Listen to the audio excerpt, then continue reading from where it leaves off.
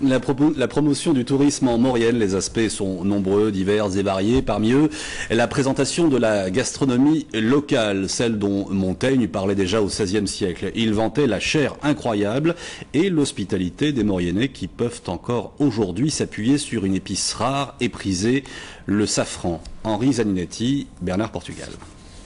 Tarte au reblochon, fricassé de caillon à la mondeuse, cuisses de dame, agnolo, carré d'agneau rôti au jus de carvi du Mont-Cenis, les recettes du pays de Maurienne ne manquent pas. Au lycée hôtelier Paul Héroux, les futurs chefs de cuisine s'initient à ces compositions d'un autre temps. Point d'orgue de cette gastronomie maurianaise, l'or rouge ou plus simplement le safran. On peut faire aussi des crèmes au safran, en mettre une pointe et relever nos plats. On le mettait aussi dans certains plats avec de la viande, du gibier. On en mettait pour relever. C'était vraiment des plats de fête. Point de passage des marchands venus d'Orient, le crocus sativus, venu d'Iran, a trouvé ici une terre hospitalière. À Saint-Julien-Mont-Denis, Martine Reynaud veut faire revivre les safranières d'antan. Allez, hop. Il nous faudra pas loin de 200 fleurs pour faire 1 gramme. Sachant qu'on a récolté à peu près 20 000 fleurs, on va tourner autour de 200 grammes de safran, quoi.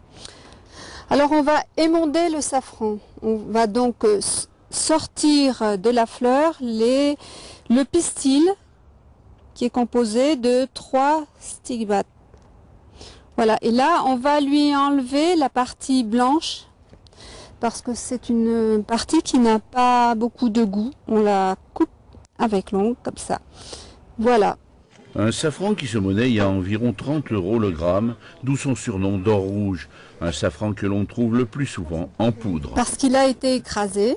Mais si vous voulez être sûr d'acheter du bon safran, du vrai safran, il faut l'acheter en stigmate, en filament. À terme, peut-être, un jour, le safran remplacera en Maurienne l'aluminium.